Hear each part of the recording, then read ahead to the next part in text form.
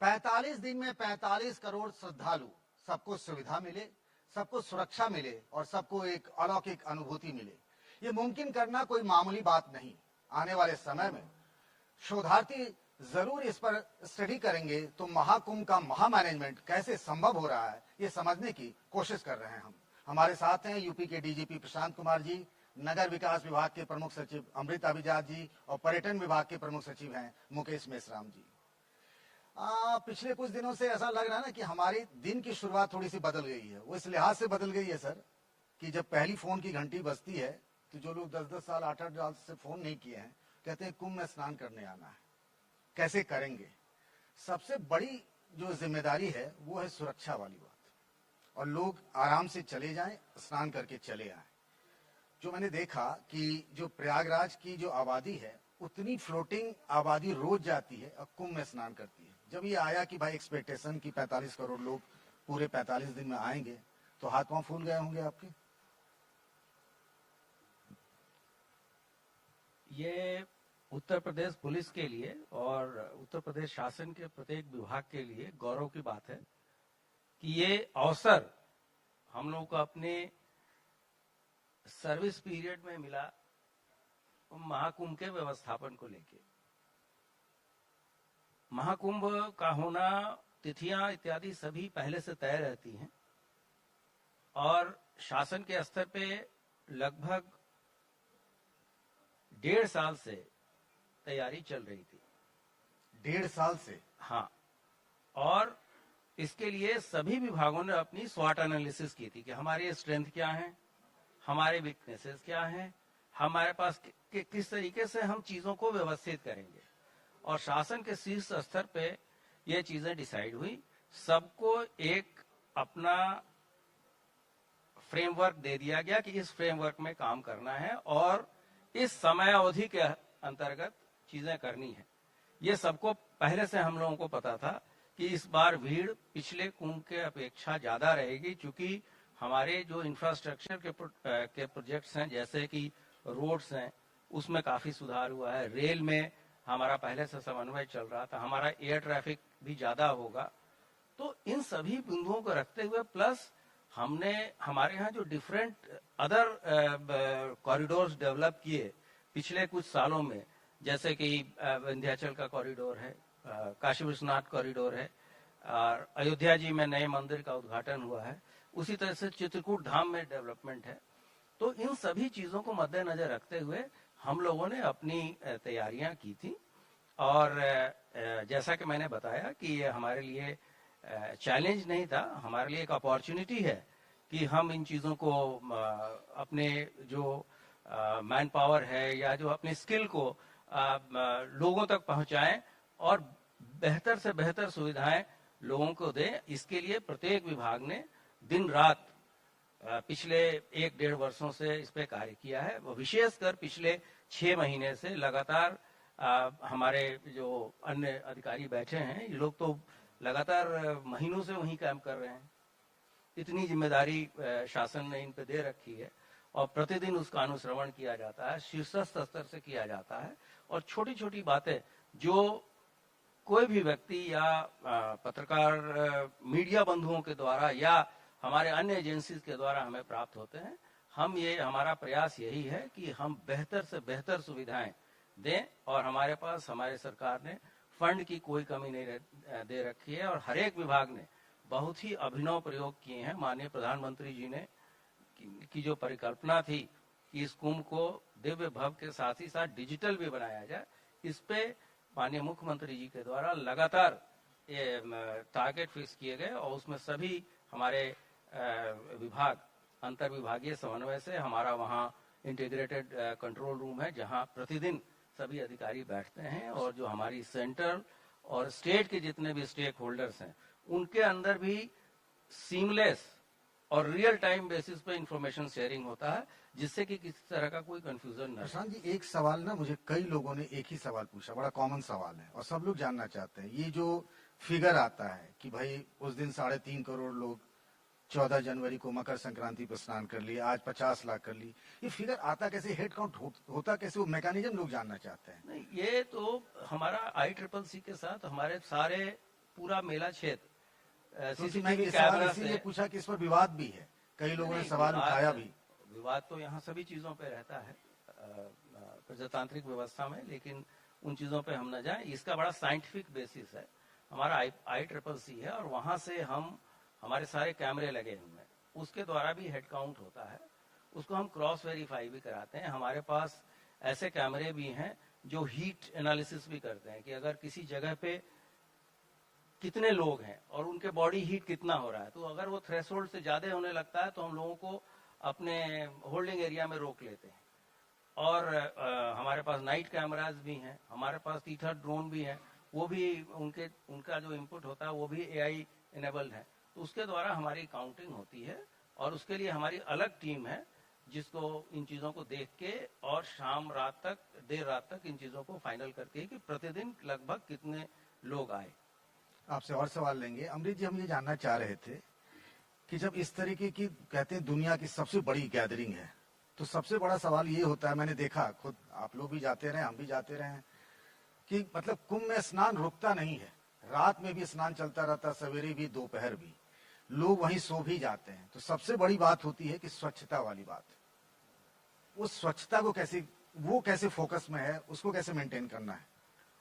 देखिए, आप अवगत हैं कि स्वच्छ भारत मिशन हमारे यहाँ 2014 से ही चल रहा है और स्टेज वाइज डेवलपमेंट अगर देखा जाए तो निरंतर ये पिछले 10 सालों में हिंदुस्तान में ही नहीं बल्कि उत्तर प्रदेश में विशेष तौर से हम लोगों ने इस चीज को बहुत गौर से, बहुत ही सिंसियरली निभाया है।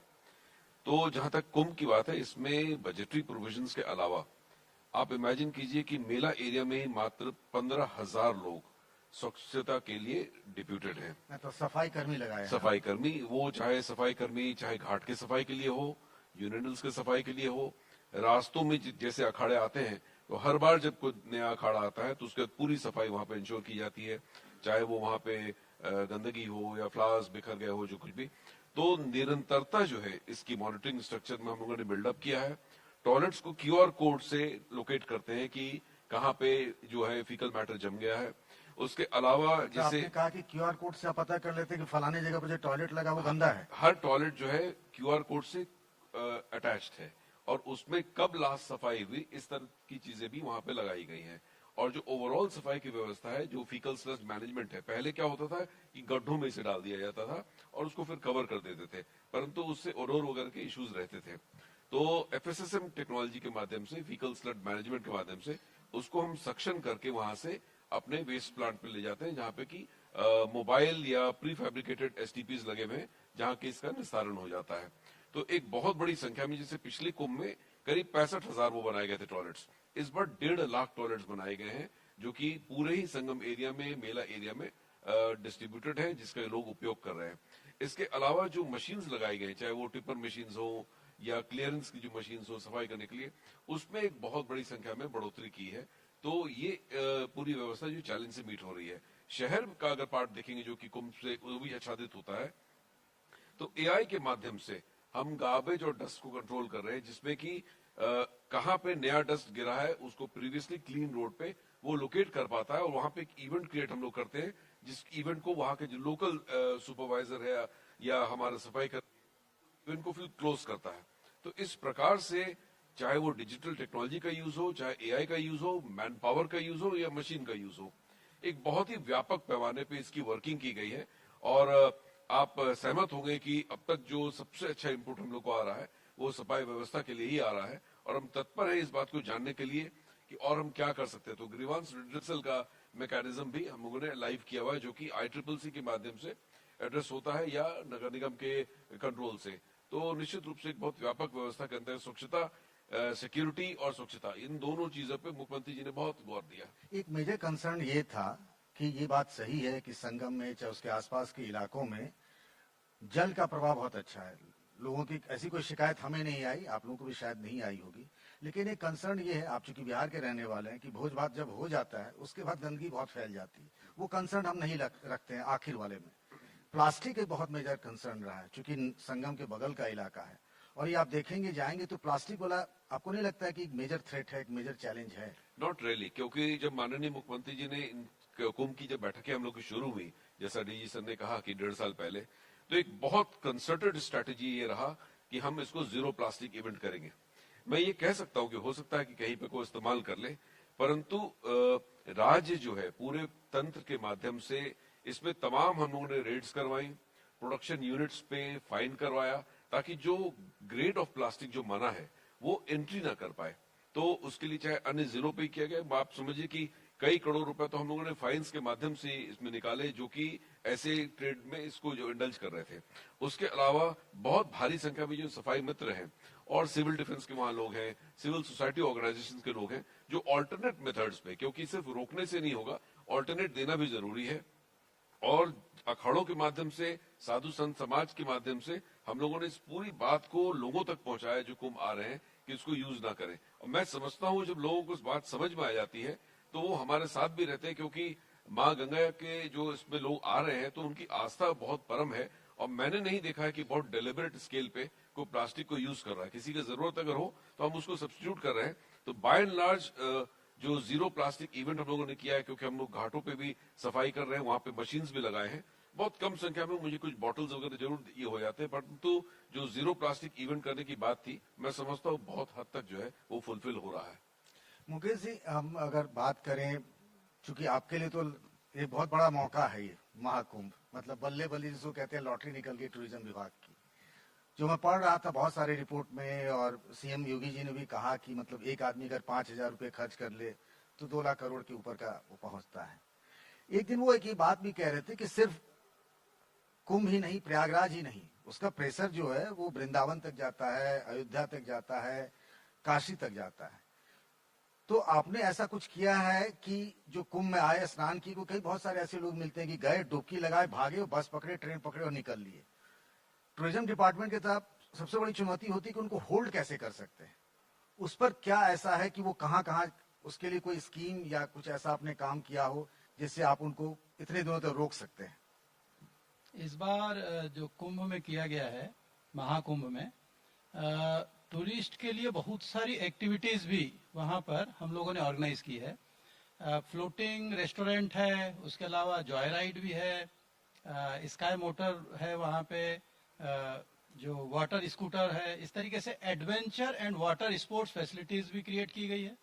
साथ ही साथ जितने भी टेंट सिटीज बनाए गए हैं या अलग अलग जगहों पर हम लोगों ने व्यवस्थाएं की है रुकने की, वहां पर दिन भर कोई ना कोई एक्टिविटी जिससे लोग इंगेज रह सकें।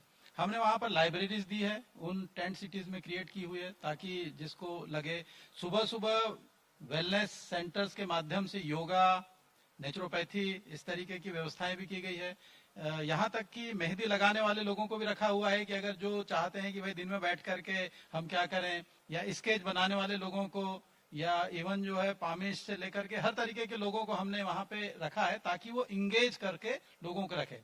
साथ ही साथ हमने शाम को जिस तरीके से वाराणसी में गंगा आरती होती है, उसी तरीके से गंगा आरती के भी वहां पर हर टेंट के बाहर जो अरेल एरिया है, यमुना जी के किनारे किनारे सब रखा हुआ है, और कल्चरल इवेंट्स भी वहां पर हम लोग ऑर्गेनाइज करते हैं। इसको जो महाकुंभ में आने वाले लोग हैं उनको दूसरी और अन्य जगहों पर जाने की व्यवस्था है, क्योंकि हम ये मानते हैं कि प्रयागराज, वाराणसी और अयोध्या, ये तीनों एक स्पिरिचुअल ट्रायंगल फॉर्म करते हैं, और जो लोग यहाँ पर आ रहे हैं वो वाराणसी भी जा रहे हैं और अयोध्या भी जा रहे हैं। अयोध्या में भी हमको एकोमोडेशन की समस्या को हल करने के लिए अलग से एक टेंट सिटी क्रिएट करनी पड़ी, और बहुत अच्छी चल रही है। मतलब अयोध्या में भी टेंट सिटी चल रहा है, अयोध्या में भी टेंट सिटी चल रही है, और वहां पर अलग से डॉर्मेट्रीज भी बनाई गई है हजारों लोगों के लिए, जो वहां पे आसानी से जाकर के रह सकते हैं, और वहां पर जो दर्शन है उसके लिए भी। यहाँ पर प्रयागराज महाकुंभ में 900 से अधिक हमने गाइड्स जो तैयार किए हैं, और वो जगह जगह स्थापित किए हैं, वो कई भाषाओं में, तमिल में भी, तेलुगु में भी, मराठी में, गुजराती में। कर्नाटक से आ गया, हाँ, कन्नड़, महाराष्ट्र से आ गया, तो मराठी। तो अभी मैं देख रहा हूँ कि जिस तरीके से प्रचार प्रसार हुआ है, रील हमने जो सोशल इन्फ्लुएंसर्स को लगाया खूब सारे, वहां पे भारी संख्या में लोगों को एंगेज किया, तो उन्होंने जो रील्स डालनी चालू की और इसको ग्लोबल लेवल पर लोगों ने देखा, तो कहाँ जाएं, क्या करें, कुंभ में और कौन सी गतिविधियां हो सकती है, या डुबकी लगाने के अलावा और कौन से ऐसे स्थल है जहां पर कहीं उनको जाना कहीं चाहिए। कहीं आपके मन में ये तो नहीं है कि वो हर्षा रिछाड़िया और मोनालिसा और आईटी बाबा को भी आप इंगेज कर लें? नहीं नहीं नहीं, जब आप दरअसल ये एआई का जमाना है, जब आप वो महाकुंभ को देखने लगते हैं तो और भी लोग आ जाते हैं। लेकिन अगर आप हमारी अच्छी अच्छी चीजें देखेंगे तो फिर अच्छी अच्छी चीजें भी बहुत सारी आती है। आप वहां से चित्रकूट कैसे जा सकते हैं, वहां से नैमिषारण कैसे जा सकते हैं, विंध्यवासिनी कैसे जा सकते हैं, इसकी भी पूरी की पूरी वहां पर आपको दृष्टि ये रील्स देती दो है। छोटे छोटे सवाल है मुकेश जी। पहला, जो कई लोग पूछते हैं, आप तीनों लोगों से ये बात पूछते होंगे, रहने का इंतजाम क्या होगा? होटल पूरा पैक है, टेंट का उनको बहुत ज्यादा पता नहीं है, तो वो क्या करें कि कहाँ जाएं, कहाँ रहें? और जो होटल 4000 के थे वो आज की तारीख में 10,000 के मिल रहे हैं, तो आदमी बहुत परेशान है। उस परेशानी का क्या निदान है? देखिए, जितने ऑनलाइन हमारे व्यवस्थाएं हैं उसमें बहुत सारे लोगों ने बुक कराया हुआ है, लेकिन जो खासतौर पे शाही स्नान की तिथियां होती है उस समय चूंकि अप्रत्याशित तौर पर भारी संख्या में लोग आते हैं, उन्हीं दिनों में इस तरीके की उन्हें समस्याएं देखने मिलती है। लेकिन उसका भी लोगों ने समाधान निकाला। जो आसपास के जनपद हैं या बहुत सारे जगह तो लोग यहाँ रुककर भी जाकर के और लौट के आ रहे हैं। तो केवल प्रयागराज के ही होटल इंडस्ट्री नहीं, बल्कि वाराणसी और आसपास के लखनऊ तक, मथुरा वृंदावन तक बहुत सारे जगहों के होटल इंडस्ट्री भी इससे लाभान्वित हुई है।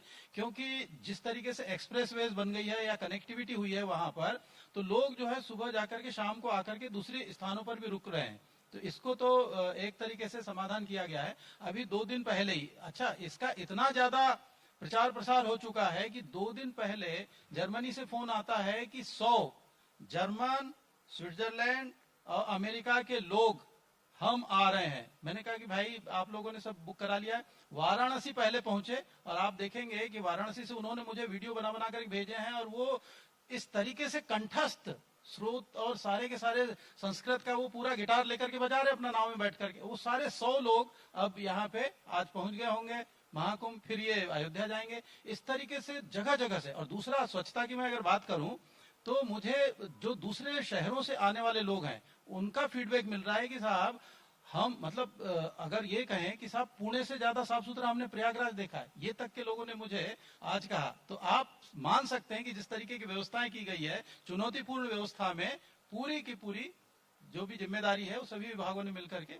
एक सवाल और भी है कि जब लोगों को पता लगा कि हम आपसे बात करने वाले हैं, तो लोगों ने ये कहा कि जो प्रयागराज में जो फ्लाइट से लोग आ रहे हैं, तो जो 6,000 7,000 का मुंबई से, वो कोई 30,000 कोई 40,000 हो गया। मैं जानता हूं कि ये करना मुश्किल है, पर क्या इस पर भी कोई विचार है कि इस पर केंद्र सरकार से, सिविल एविएशन डिपार्टमेंट से बात करें? इसको थोड़ा सा रेगुलेट करना तो मुश्किल है, वो हो नहीं सकता, तो क्या आपके कंसर्न में है ये? जरूर है, और इसको भी हम लोगों ने पहले से ही अलर्ट किया हुआ था। इसलिए जो नया जो टर्मिनल है वहां पर, एयरपोर्ट का नया टर्मिनल विशेष तौर पे बनाया गया, और जितनी फ्लाइट्स वहां पे उसकी क्षमता है उसके अनुसार जो बुकिंग मिल रही है उसमें आ रही है। बहुत सारी फ्लाइट्स चल रही है, और कनेक्टिविटी भी बहुत सारे शहरों से प्रयागराज की हुई है इस समय। और मैं समझता हूं कि 26 फरवरी तक के लगातार ये लोग, जैसे जैसे डिमांड बढ़ेगी, ये जो सिविल एविएशन के जरिए जितनी भी फ्लाइट कंपनियां हैं वो अपना इसको टेक केयर करेंगी। लौट के प्रशांत जी आपसे बात करना चाहेंगे। मैं जब यहीं था हॉल में, तो कई लोगों ने कहा कि जरा डीजीपी साहब से पूछिएगा, ट्रैफिक को लेके बड़ा कंसर्न है, क्योंकि अभी आपने कह दिया कोई गाड़ी पास वाली भी नहीं जाएगी। बुजुर्ग लोग बहुत आते हैं कुंभ में, आपको भी फोन आया हो कई जगहों से कि बहुत बुजुर्ग लोगों को। अब ऐसी अवस्था में, और ट्रैफिक आपने देखा होगा सोशल मीडिया पर कि फलाना पंटून पुल पे इतनी भीड़ हो गई, वहां इतनी भीड़ हो गई, ये कैसे करें कि भाई गाड़ी कुछ दूर तक तो जाए, कम से कम आदमी को 9 किलोमीटर 7 किलोमीटर पैदल ना चलना पड़े? जो पिछले कुंभ में जितनी व्यवस्था थी उससे दुगने से अधिक की व्यवस्था इस महाकुंभ के दौरान कराई गई है। प्रयास यही किया जा रहा है कि जो मुख्य स्नान के दिन है, जो 6 तिथियां हैं, अमृत स्नान जिसको कहते हैं। हाँ, उसमें से 3 अमृत स्नान है और 3 सामान्य स्नान। 2 स्नान ऑलरेडी हो चुका है। तो मुख्य स्नान के दिन 5 किलोमीटर से अधिक न चलना पड़े, और सामान्य दिन लगभग 1 किलोमीटर चलना पड़े, इसको लेके व्यवस्थाएं बनाई गई हैं। और उसी हिसाब से ये भी प्रयास किया गया कि जिस रोड से लोग आ रहे हैं उसी रोड से वापस, उसी रास्ते से वापस जाएं और वहां पे उतनी पार्किंग की हम व्यवस्था करें। हमें पिछले जो हमारे पास डाटा उपलब्ध थे उससे हम लोगों ने ये भी गेज किया है कि किस रोड से, अगर रोड से ही 85% ट्रैफिक लगभग आता है, तो किस रोड से क्या फीड हमको मिल रहा है, मतलब कितने परसेंट लोग किस रोड से आ रहे हैं, उसी हिसाब से हम लोगों ने वहां की व्यवस्थाएं की हैं। ये अवश्य है कि एक शहर की और की कैपेसिटी है तो थोड़ी ट्रैफिक स्लो जरूर हो रहा है लेकिन रुक नहीं रहा है, और साथ ही साथ हम लोग इन्फोर्समेंट भी कर रहे हैं, लोगों से अपील भी कर रहे हैं कि इस तरह की चीजें आड़ी तिरछी गाड़ियां न लगाएं, और जो सामान्य एजुकेशन की जो बातें हैं उन चीजों को हम लोग देख रहे हैं। लेकिन एक ये चुनौतीपूर्ण कार्य है जिसके लिए पूरे स्टेट से रिसोर्सेज हम लोगों ने किए हैं, और ट्रैफिक को भी हम लोग अपने सीसीटीवी कैमरा या ICCC से रेगुलेट करते हैं कि कहाँ दिक्कतें हो रही हैं, और जो मुख्य हमारी आर्टरी है जैसे शास्त्री ब्रिज है, झूसी पुल है, इस पे कोई चूंकि वो सारे पुल पुराने हैं, अन्य सड़कें काफी चौड़ी हो चुकी हैं, तो उसके लिए माननीय मुख्यमंत्री जी ने कहा उसका ड्रोन से मॉनिटरिंग लगातार करें जिससे कि हमारी ट्रैफिक बाधित ना हो, ट्रैफिक लगातार चलती रहे, और हम लोग अपने प्रॉपर मैन पावर को डिप्लॉय करके ये व्यवस्था दे रहे हैं कि ज्यादा से ज्यादा किसी को कोई मूवमेंट में कठिनाई ना हो। हाल फिलहाल में जो कुछ इंसिडेंट हुए हैं, जैसे पीलीभीत में खालिस्तान वाला मसला था, फिर दूसरे आपके जो क्रिमिनल एक्टिविटीज होती है, फिर टेरर वाला लिंक है, चूंकि हम इसीलिए इसका जिक्र कर रहे हैं क्योंकि ऐसा दावा किया जा रहा है, बताया भी गया यूपी पुलिस की तरफ से कि एंटी ड्रोन सिस्टम है, ATS है, वहाँ STF है, तमाम वहाँ एजेंसीज हैं, दूसरे राज्यों की पुलिस भी आपने मंगाई है। क्या कोई ऐसा थ्रेट परसेप्शन है, चूंकि एक टारगेट हो सकता है, इतना लार्ज गैदरिंग है और ऐसी चीजें पहले भी होती रही हैं, क्या इस तरह की कुछ ऐसी? मैं इस चीज से इनकार तो नहीं कर सकता, लेकिन पब्लिक प्लेटफॉर्म पे बहुत ऑपरेशनल डिटेल्स देने आवश्यक नहीं है, लेकिन मैं आपके माध्यम से आश्वस्त करना चाहूंगा कि जितने भी भारत सरकार की केंद्रीय एजेंसियां और हमारे जो स्टेट एजेंसी हैं उनके हर एक छोटे मोटे जो भी हमारे पास अलर्ट आते हैं उसको हम लोग बहुत गंभीरता से लेते हैं, उसका बहुत इन डेप्थ एनालिसिस होता है, और उसको कैसे रोका जाए इसके लिए काफी हायर लेवल पे बहुत इफेक्टिव कार्रवाई की जाती है। और मुझे लगता है कि जिस तरह के प्रिपरेशन हमारे हैं, हम लोग पूरे कुंभ को सकुशल समाप्त कराएंगे। और आपने देखा भी होगा कि जहां भी कोई भी प्रयत्न किया गया है उसको कुंभ के एरिया से दूर ही हम लोगों ने न्यूट्रलाइज भी किया। एक चीज और भी बड़ा कॉमन रहा है, अब अगर पुलिस की इमेज देखें, मैं किसी व्यक्ति मतलब कोई खास किसी पुलिस फोर्स की बात नहीं करता, आमतौर पे जब बात होती है कि जो आपको सड़क पे बैरिकेडिंग पे पंटून ब्रिज पे जो पुलिस वाला मिलता है तो लोग कहते हैं कि मतलब पुलिस की थोड़ा बहुत ये है ना कि कड़क में बोल देते हैं, या फिर उनका व्यवहार, चूंकि जैसा कह रहे थे अभी मुकेश जी, और ये बात सच भी है कि देश के कोने कोने से आ रहे हैं, विदेश से भी आ रहे हैं, भाषा की प्रॉब्लम है, बोलचाल की प्रॉब्लम है, रहन सहन की है, उनके लिए कैसे उनको तैयार किया गया उस फोर्स को कि इस तरह के सारे लोगों को, चूंकि आप भी अगर जाते हैं, हम लोग भी जाते हैं, कितनी सारा फैलाव है, फलाना सेक्टर कहाँ है, फलाना कथावाचक कहाँ है, जाना भी बड़ा मुश्किल काम होता है, ये बड़ा चैलेंजिंग रहा होगा, कैसे आपने किया, चूंकि उनको एक तरीके से तैयार करना भी बड़ा मुश्किल काम है पुलिस को। जी, ये एक काफी चुनौतीपूर्ण कार्य था, और मैं आपको बताऊं कि जो शहर के बाहर या कुंभ मेला के बाहर जो मोर्चे लगे हैं वहां आपको सशस्त्र पुलिस बल दिखाई देगा, लेकिन जो पैंटून ब्रिज पे जवान हमारा खड़ा है उसके पास कोई शस्त्र नहीं होगा। तो हम लोगों ने उनको सॉफ्ट स्किल की ट्रेनिंग दी है, बिहेवियरल चीजें भी सिखाई हैं, और पूरे इंडिया के जो एक्सपर्ट्स हैं उन्होंने सिखाया है कि अगर कोई ऐसा व्यक्ति भी आपके पास आ जाए जिसकी भाषा आप नहीं समझ सकते तो भी उसको कैसे सिंपैथी के साथ, एम्पैथी के साथ डील करना है, कि उसकी क्या रिक्वायरमेंट है। तो सॉफ्ट स्किल और बिहेवियरल ये दोनों चीजें हम लोगों ने अपने जवानों को दिया है, और महाकुंभ के दौरान केवल वही पुलिस वाले लगाए गए हैं जो अपनी स्वेच्छा से ही आए हैं। जैसे इतना बड़ी व्यवस्था केवल इन्फोर्स करके हम नहीं कर सकते, जब तक जन सहभागिता न हो। हम लोगों ने सिविल डिफेंस का भी साथ लिया है, हमने पीआरडी को भी लगाया है, हमने होमगार्ड्स को भी लगाए हैं, हमने तमाम ऐसे सामाजिक संस्थान हैं, संगठने हैं जो कि बिना अपना नाम बताए लगातार हजारों की संख्या में अपने स्वयंसेवकों को लगा रखे हैं। तो इन सभी के साथ मिलके हम लोग लगातार कार्य कर रहे हैं और हमारे जो जवान हैं वो ऐसे सभी व्यक्ति, मैं आपको बताते हुए बड़ा हर्ष है कि इस पूरे अभी तक के जो स्नान हुए हैं उसमें कोई भी व्यक्ति अभी तक गुम नहीं हुआ है। और जैसे ही कोई सूचना आती है हम घंटे 2 घंटे में जरूर सर्च करके दे रहे हैं। और लगभग आप समझ लीजिए आज के दिन में ही अभी तक 1.5 करोड़ लोग स्नान कर चुके हैं। इतनी बड़ी संख्या में लोग अगर स्नान कर रहे हैं और टोटल 11 करोड़ से ज्यादा लोग आज के दिन स्नान कर चुके हैं और इसमें कोई भी व्यक्ति ना गुमे और किसी तरह की कोई बात ना हो, ये अपने आप में दिखाता है कि जो जनशक्ति पुलिस की या अन्य विभागों की लगी है वो सिस्टम बहुत अच्छी तरीके से कार्य कर रहा है। साथ ही साथ ये आइडियल नहीं है, जो प्रतिदिन हम लोग मॉनिटरिंग करते हैं और हर एक विभाग के शीर्षस्थ अधिकारी लखनऊ में मीटिंग करके हम प्रतिदिन जो कमियां हमारी परिलक्षित होती हैं उसको हम नेक्स्ट डे ही सुधार कैसे करें, इसके बारे में सभी चीजें यहाँ से निर्देश दिए जाते हैं। ये जो 45 दिन का कुंभ है और पुलिस फोर्स जो हजारों लोगों से बात करा, इधर नहीं जाना है, उधर नहीं जाना है, वो करा नहीं इधर ही जाएंगे, वो मैंने देखा है, आपने भी देखा होगा। एक फटीग फैक्टर काम करेगा। आपको नहीं लगता कि अगर 45 दिन तक वो फोर्स रहेगी तो सर्टेन पॉइंट ऑफ टाइम के बाद वो रिएक्ट करने लगेगा? वो आपके लिए विकट स्थिति नहीं हो सकती है? नहीं, उनको मेंटली हम लोगों ने उस तरह से प्रिपेयर कर रखा है। जैसे ऐसा नहीं कि सभी दिन लगभग बराबर लोड रहता है, जो मुख्य स्नान है उस दिन ज्यादा लोड रहता है, अन्य तिथियों पे उस तरह का लोड नहीं रहता। तो वो सारे हमने लगभग 50 के ऊपर हमारे कंटीजेंसी प्लान है जो लगातार हम लोग रिहर्सल किए हैं, टेबल टॉप एक्सरसाइजेज हुए हैं। जैसा कि मैंने आपको बताया कि 1-1.5 साल से चीजें चल रही हैं, कोई एक दिन की बात नहीं है कि आज शुरू होने वाला, 2 दिन पहले लोगों ने आमद किया और काम शुरू हो गया।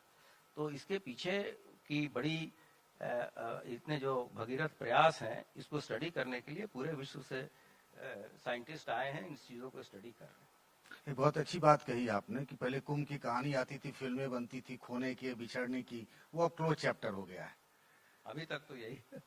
अमरीश जी, हम बात कर रहे थे, जब आपसे बाहर बात हो रही थी तो आपने कुछ स्टैनफोर्ड यूनिवर्सिटी, न्यूयॉर्क यूनिवर्सिटी, बहुत सारे यूनिवर्सिटीज का जिक्र कर रहे थे। ये माजरा क्या है?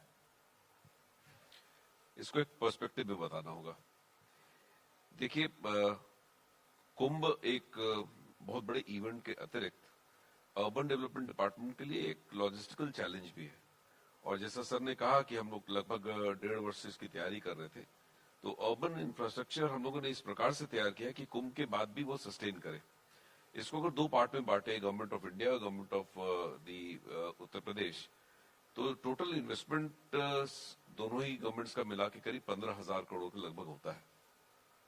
इसमें चाहे वो इन्वेस्टमेंट रेलवे में हो, चाहे सिविल एविएशन में हो, नेशनल हाईवेज के माध्यम से हो, ब्रिजेस हो, अदर इंफ्रास्ट्रक्चर्स हो, जैसे अमृत के अंदर जो कार्य हो रहे हैं, और स्टेट गवर्नमेंट के लिए चाहे वो रोड्स का हो, ICCC का निर्माण करना हो, घाटों का सौंदर्यीकरण हो, पब्लिक आर्ट में स्पेसेस को क्रिएट करना हो जिसमें कि ब्यूटिफिकेशन किया जाए, चाहे शिवालय पार्क के रूप में हो, चाहे 84 पिलर्स के रूप में हो।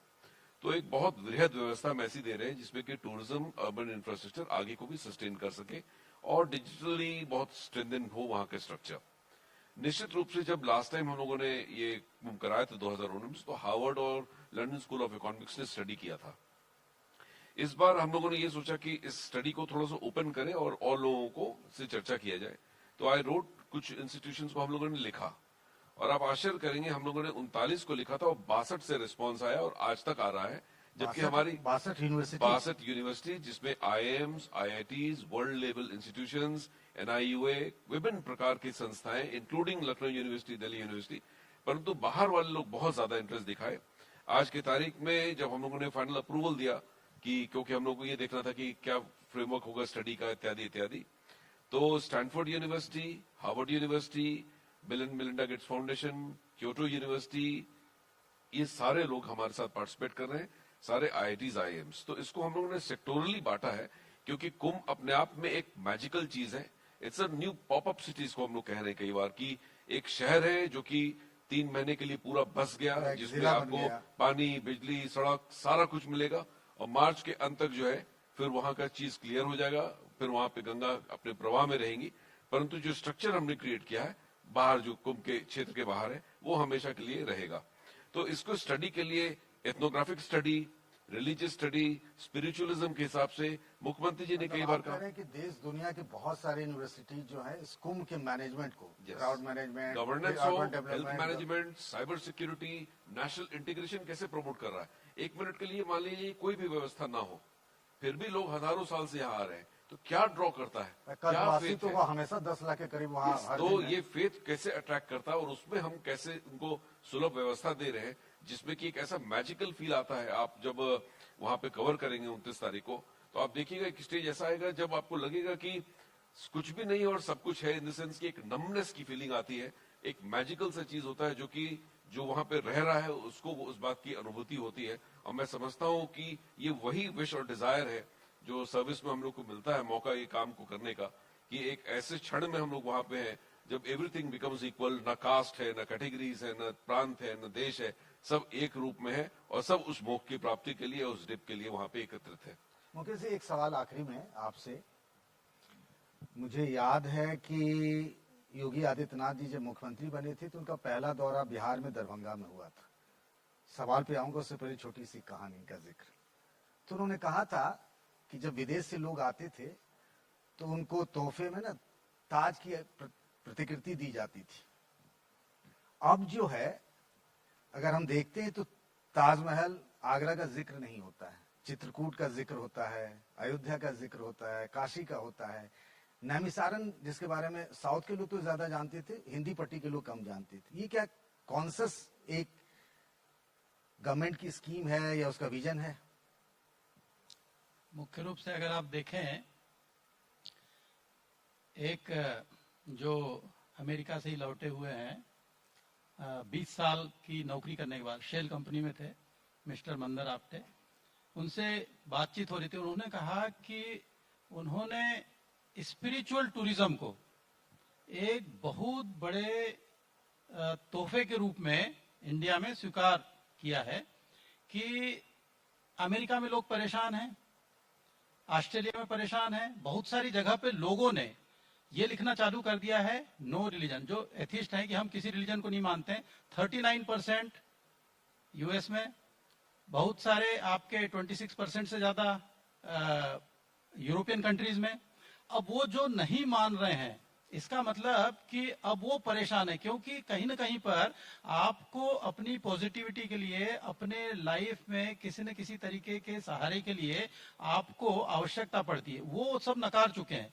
तो अब जो है भारत में स्पिरिचुअल टूरिज्म एक इतना बड़ा हमारे सामने जो मौका है, जिसके लिए उत्तर प्रदेश से मुफीद जगह आपको कोई नहीं मिलेगी, क्योंकि यहाँ पर हर तरीके के राम भी हैं, जितने कृष्ण भी भी हैं, कृष्ण बुद्ध भी हैं, महावीर हैं। तो मथुरा वृंदावन सैटरडे संडे इतनी भीड़ जैम होती है पैक कि रहता है, पार्किंग के लिए जगह नहीं मिलती है। वो बहुत तेजी से डेवलप हो रहा है, लोग अब दूसरी तरफ भी रुक कर रहे हैं। और खासतौर पे पोस्ट कोविड ये हुआ है कि या तो लोग अब इन सब जगहों की फेद जो टूरिज्म है वो स्टार्ट हुआ है, लोग जाना चालू किए हैं, वो कुछ तलाश रहे हैं, कोई वैक्यूम है, कोई सुकून तलाशना चाह रहा है। और इन सब जगहों के लिए हमारे यहाँ पे काशी हो, प्रयागराज हो, मथुरा हो, चित्रकूट हो, नैमिषारण एक बड़े अच्छे डेस्टिनेशन के तौर पर डेवलप हो रहा है, जहाँ 88,000 ऋषि मुनियों ने वो सारे सवालों के जवाब लिखे थे। मतलब आपके विभाग के अच्छे दिन आ रहे हैं। अच्छा, मैं आप तीनों से एक कॉमन सवाल पूछूंगा, आखिरी सवाल है। ये देखा गया, आप लोग जानते होंगे कि जो भी मेला के मैनेजमेंट से जुड़े अधिकारी होते हैं, IAS IPS, वो किताब भी लिखते हैं। आप तीनों के मन में ऐसी कोई योजना है क्या? नहीं, अभी कोई ऐसी चीज नहीं आई है, लेकिन ये एक रिसर्च का टॉपिक है। जैसा अमृत अभिजा जी ने कहा कि जब आप वैसी स्थिति पे चले जाएंगे तो यही लगेगा कि यहाँ सभी चीजें अपने आप हो रही हैं, और उस क्राउड को देख के जो नमनेस की स्थिति आती है, वो उस समय वो जो सुखद अनुभूति जो लोग वहाँ रहते हैं वही करा सकते हैं। जैसे जिन्होंने अयोध्या जी में जब मंदिर का इनॉग्रेशन हुआ और जब पट खुला, तो वैसे 500 साल तक लोगों ने वेट किया, कितने जनरेशन के लोग खत्म हो गए, लोग हमने देखा, लोगों को रोते हुए भी देखा, और अच्छे अच्छे लोग थे। तो भावनात्मक चीजें हैं, और किताब इसके वाली लिए बात पे नहीं आ रहे हैं आप, जी किताब लिखने वाली बात पे नहीं आ रहे हैं। नहीं, अभी तो मुझे नहीं लगता कि ऐसी कोई स्थिति है, लेकिन इस पे एक प्रत्येक व्यक्ति जो इससे जुड़ा है उसके लिए ये काफी ही अनुभव का मौका है, और जब कभी वैसी स्थिति आएगी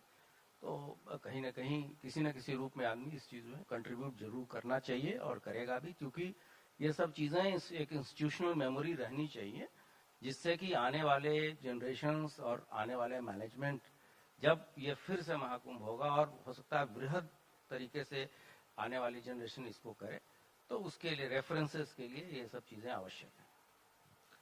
इस बार के कुंभ में अर्ध कुंभ और पूर्ण कुंभ ये सब खत्म हो गया। अब कुंभ और महाकुंभ जो पहले पेशवाई कहते थे, शाही स्नान था, तो नगर प्रवेश हो गया, अमृत स्नान हो गया।